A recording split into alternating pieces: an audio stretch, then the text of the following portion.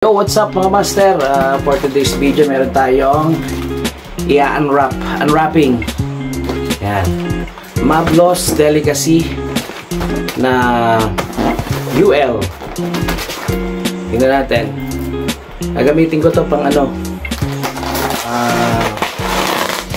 aging. Maganda to kasi payat.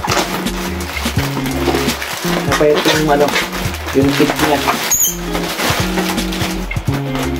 Halos parang ting-ting na to eh.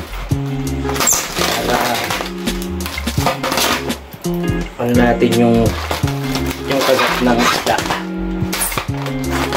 Tapos kahit maliit, bayok.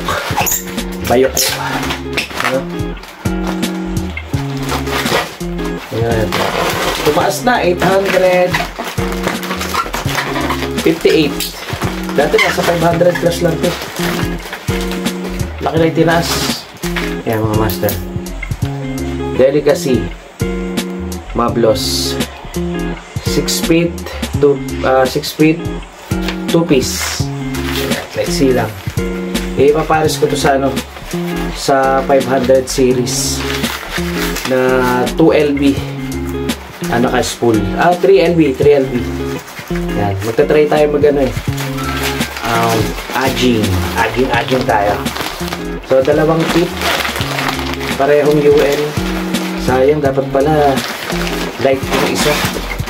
Yung nakuha ko parehong UL kasi merong isa UL, isa light. Parehong UL nung napili ko, pero okay lang. Sarap pang aging. Sobrang liit na ng dulo. Halos parang ting-ting na. Yan. Yan ang palatandaan dyan. Kulay green yung mga guhit. Mablos Delicacy UL. Napakagaan. Yan mga master. Ito yung bat nya. Yan. Mablos. Black, red, silver. Yan. UL, tingnan natin yung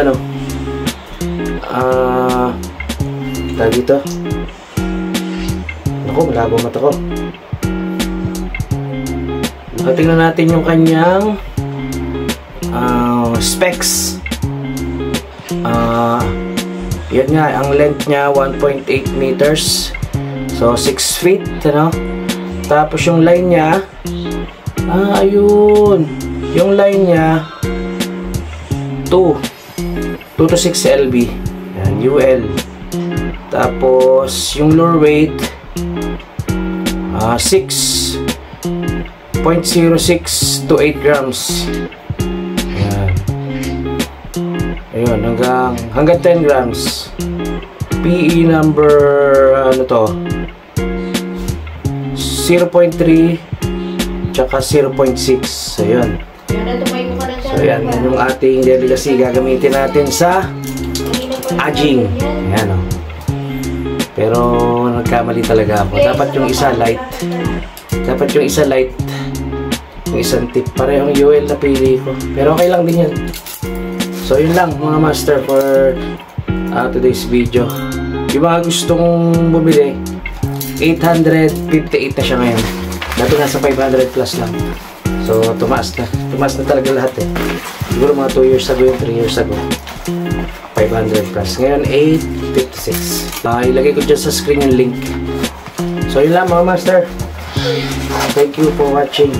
Abang-abang na lang pagka makapag-fishing tayo. Mag-a-aging tayo. So, thank you. Thank you for watching mga master. Bye!